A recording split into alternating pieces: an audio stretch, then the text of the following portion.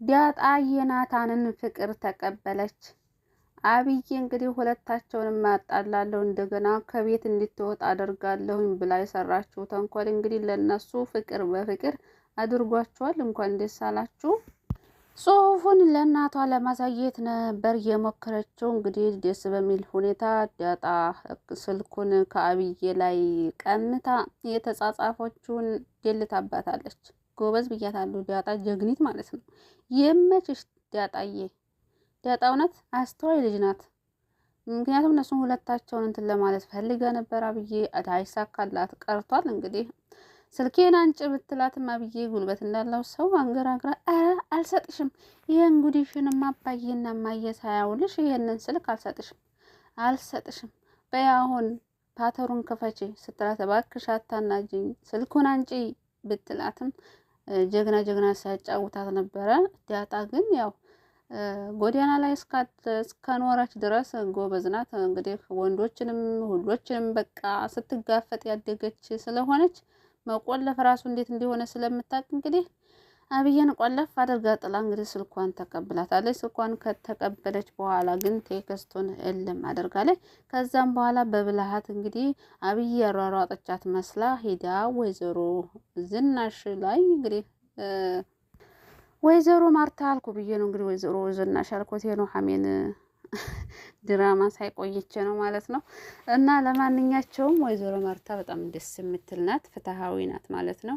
በእርግጥ ደግሞ ናታን ለአብዬ እንዲሆን ያላት ጉጉት በጣም ይለያል። በቃ ምክንያቱም አቶ ደረጀን ራሱ ስታወራው ነበረ። በቃ ናታንና አብዬ ተጋብተው ድርጅታችንን እነሱ ሲያስተዳድሩት ምናምን እያለች እንግዲህ ስታወራ ነበር። አቶ ደረጀ ግን በፍጹም አብዬ ለጋብቻ እንትን ከማለትሽ ከመገፋፋትሽ በፊት አስተካክላ ጸባዋን ሲላት እንዴ የኔ ብቻ ላይ መሰለች እንዴ እያለች ነበር ማለት ነው። ነገር ግን መጀመሪያ ጸባዋ መስተካከል አለበት እና እሷ ሴት ከሆነች ወንድ አይጠፋም አለ። ደስ የሚል ትምህርት ነው። እሷ ሚስት ለመሆን ከቻለች ባል አይጠፋም አለ። ልክ ነው። እሷ ግን ጭራሽ ናታን እንዲርቃት ነው ያደረገችው አብዬ ማለት ነው። በቃ አጣላለሁኝ ብላ ነገር ግን እንዲርቃትና የእሷን ጸባይ እንዲረዳ ነው ያደረገችው። እና እንግዲህ ናታንም ዳጣ ያንን ጽሑፍ ስታየው በጣም ነበር የደነገጠው። ፈርቶ ከቤት ወጥቶ ነው የዋለው። ጠዋት የወጣ ማታ ነው የመጣው። ምክንያቱም ምን ተሰምቷት ይሆን እያለ ሀሳብ ገብቶት፣ ሰላምዬም እንግዲህ የገባት ስለሆነች ምን ሆነ ነው ናታን ዛሬ እኮ ቤት አላየሁም፣ ምሳ አልበላ ቁርስ አልበላ በጠዋት ነው የወጣው እያለችው ነበር። ምን ሆናችሁ ነው? ዳጣ ጋር ተጣልታችኋል እንዴ? ስለ አልተጣላንም እና ምን ሆና ነው እንግዲህ ምን ያለችሽ ነገር አለ ስላት፣ ኧረ ምንም ነገር አላለችኝም፣ ነገር ግን ትንሽ ቅር ያላት ትመስላለች፣ ወዲያ ውስጥ የሆነ ነገር ያላት ትመስላለች ስትለው አይ ምክንያቱም በጣም ያስፈራል። አስባችሁታል? ሌላ ሰው እናንተ የምትወዱት ሰው ሌላ ሰው መስሎ ሲያወራችሁ ሲደውልላችሁ እንደገና ደግሞ ያ ሰው እንዳልሆነ ሲነግራችሁ በጣም ነው የሚያሳፍረው። እውነት ያሳፍራል። ግን ደግሞ ምንም ማድረግ አይቻልም። እንግዲህ ዳጣም ትወደዋለች፣ ግን ደግሞ እዛ ብዬ የኔ ነው እያለች እየፎከረችባት ነው። ግራ ስለተጋባች እንጂ እንደዚህ አይነትም ነገር ስለማታውቅ እንጂ ዳጣ ራሱ ይመቻታል ናታን። ዳጣዬ እንግዲህ ስትናገር ፊት ለፊት ነው። በነገራችን ላይ ማለት ጎበዝ ናት፣ የዋህ ናት። ግን ነገሮችን ደግሞ ፊት ለፊት ነው የምትናገረው። ለነገ የምትባል ነገር አታውቅም። እንግዲህ የሰላምዬን ሆድ እያየች ራሱ እርጉዝ ነሽ እንዴ ብላታለች። ሰላምዬ እርጉዝ ናት መሰለኝ። እንግዲህ ተየት ነው የምታረግዘው እንዴ እመስላለሁ እንዴ ኧረ ዝም በይ ምናምን እያለችም እየተሽኮረመመች ነበር ሰላምዬ። እንዴት ነው ውዶች? እስኪ እናንተ ሀሳብ አስተያየት ስጡ። ከማን ታረግዛለች ታዲያ? ብታረግዝስ ባል የላት ተየት ልታረግዝ ትችላለች? ኧረ አታረግዝም እንዴ። ዳጣ እንግዲህ ዝም ብላ ነው መሰለኝ ያወራችሁ። መቼስ ባል ከባል ነው የሚረገዘው፣ ያለ ባል አይረገዝም። ሽም ከነፋስ አይረገዝም። ግን ደግሞ ታላረገዘች ሰላምዬ እንዴት ለምን ደነገጠች? እና እንግዲህ አብዬ ሰላምዬን ስታመናጭቃት ነበር። የኔም የምልሽን ትእዛዝ ማክበር አለብሽ፣ አለበለዚያ ቤቱን ለቀሽ ትወጫለሽ ስትላት እንዴት እንደዛ ታያለሽ? ገላሽን አጥቤ ቆንጥጬ አሳድጌሽ፣ ቆንጥጬ ሳይሆን አሳድጌሽ እንዴት እንደዛ ታይሽ እንዴ? ታዲያ ቢሆንስ ክብርሽን መጠበቅ አለብሽ። ክብርሽን ማወቅ አለብሽ፣ ማንነትሽን ማወቅ አለብሽ። ዲያ እያለች ስትሰድባት ነበረ። ዳጣም በጣም ተበሳይታ እንዴት እንደዛ ታያታለሽ? ትልቅ ሰው አታከብርም እንዴ? ክብር የሚባል አታቂም እንዴ? እንዴት ዲያ ብለሽ ትሰርቢያታለሽ? እያለች እንግዲህ ለሰላምዬ ተደርባ ውሃማ ማሻአላህ በጣም ደስ የምትል ልጅ ናት። ወንዶች በጣም ነው የምወዳት ውሃ። በነገራችን ላይ ወይኔ የዋህነት ላካ አንዳንዴም ደስ ይላል እንዴ፣ አንዳንዴም ያስጠላል፣ አንዳንድ ጊዜም ደግሞ ደስ ይላል። ውሃ አነጋገሯ በጣም ነው ደስ የሚለኝ። ጀማ ውሃን የማይወዳት የለም። በነገራችን ላይ ንጹህ እኮ ናት፣ ንጹህ። እናቷንም በሳቅ ልትገላት ነበር። በቃ ትምህርት ቤት የተፈጠረውን ነገር መታ ስትነግራት በቃ ወይዘሮ አስተር ስትስቅ ግን ደስ ትላለች። ወይዘሮ አስተር ስትስቅ በጣም ነው ደስ የምትለው። በቃ ሳቅ ደስ የሚል ድራማ ነው። ዳጣ ድራማ ከሌላው ለየት ያለ ይመስለኛል።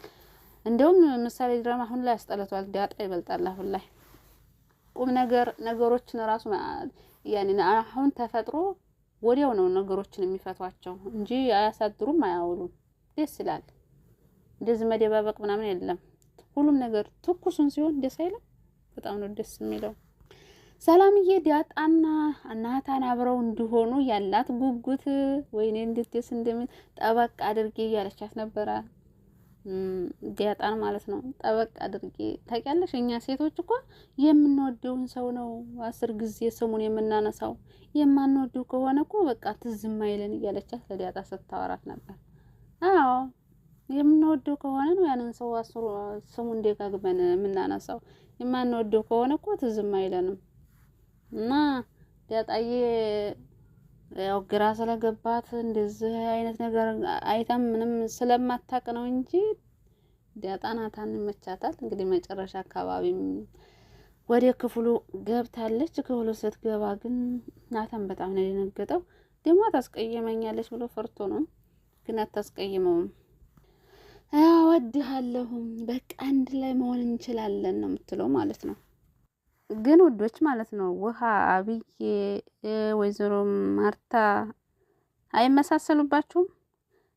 በቃ ናታንና ዳጣ ደግሞ ልክ ወንድምና እህት ነው የሚመስሉኝ። እውነት ለመናገር እንደዚህ ዝም ብዬ ስመለከታቸው ማለት ነው ለድራማው ብቻ ሳይሆን የእውነትም እህትና ወንድም ነው የሚመስሉ ሲያዋቸው ማለት። እነዚህም አብዬም በጸባይ ሳይሆን በመልክ ነው ያልኳችሁ። ደግሞ በጸባይማ የትና ሰማይና ምድር። እንግዲህ ከዛ ቤት አብዬ ብቻ ናት ክፉ፣ ሌሎቹ ጥሩ ናቸው። ወይዘሮ ማርታም መጀመሪያ አካባቢ ያስቸገረች እንጂ አሁን በቃ በሙሉ ልቧ ዳጣ የደረጀ ጓደኛው ልጅ ናት ብላ ምናለች። ነገር ግን ዳጣ የአቶ ደረጀ ልጅ ናት። እንደዛም የሆነበት ምክንያት አብዬ የተሳሳተ ጸጉር ወስዳ ስላስመረመረች ነው። እና እንግዲህ ግን የምርመራው ውጤት እንዴት ሊዘገይ ይቻላል? እስካሁን አይደርስም እንዴ? መድረስ ነበረበት የምርመራው ውጤት ማለት ነው። ምክንያቱም አብዬ ራሱ ከኋላቸው ሂድ አይደል እንዲያስመርምራ ይዛ የመጣቸው ወረቀቱን እና አቶ ደረጀ ይዞት የሄደው ወረቀት እንዴት እስካሁን ድረስ ሊዘገይ ቻለ? በእርግጥም ያው ድራማውን ረዘም ለማድረግ ስለፈለጉ ነው። አይ ጉድ! ፍቅር ግን ደስ አይልም። ናታን እንደው በዳጣ ፍቅር ተጠንድዶ ተቆነደደ ነው የሚባለው። ተጨመደደ ወላ ተቆነደደ? በቃ እንዴ ዳጣን አይንስ እንዴት ነው የማየው? ወይኔ ጉዴ! ጽሁፉን እንዴት እንደዛ አድርጋ ጽፋ ወይኔ ሰራችልኝ። ለማንኛቸውም አሁን እኔ ዳጣን እንደምወዳት ሁሉም ሰው አውቋል። አብዬም አውቃለች ዳጣን እንደምወዳት። በቃ ሁሉም ሰው አውቆልኛል እያለም እየተደሳ ነው። ዳጣም ምን ትለኛለች ብሎ ይጨነቃል። በአንድ በኩል ደግሞ በቃ ሁሉም ሰው ዳጣን እንደምወዳት አውቆልኛል እያለም ያኔ እንግዲህ ናታን በደስታም በጭንቀትም መካከል ነው እየተወዛገበ የነበረው ማለት ነው። መጨረሻ ላይ እንግዲህ ዳጣዬ ገብታለች። አውዛው እንግዲህ ፍቅራቸውን ይቅጡ። የፍቅር ጥያቄውን ተቀበለች። ከዛ እንግዲህ ወደ ፍቅር ጉዞ ወደ ፍቅር አብረው ሲሆኑ እንግዲህ አብዬ ምን ይሆናት? ምን ይውጣት ይሆን? ከዚህ በኋላ አብዬ የምትባል ሴት እንደማያስብ ነው እንግዲህ ያየ ነው። እንኳን ዘንቦብሽ እንደውም ጤዛ ነሽ አለ። እንኳን እንደዚህ አይነት ተንኮል አድርጋበት ቀርቶ በፊትም አይወዳትም። በእርግጥ የማይወዳትም በራሷ ስራ ነው። ሰው እኮ የሚወደደውም የሚጠላውም በሚሰራው ስራ እኮ ነው። ለማንኛቸውም ቀጣይ በጉጉት እንጠብቃለን። ዳጣና ናታን አብረው ይሆናሉ ይሆናሉም አለቀ። ለማንኛቸውም ለዚህ አዲስ ከሆናችሁ ሰብስክራይብ ማድረጋችሁን አትርሱ። ነባሩ ላይክ ሼር እያደረጋችሁ አበረታቱን።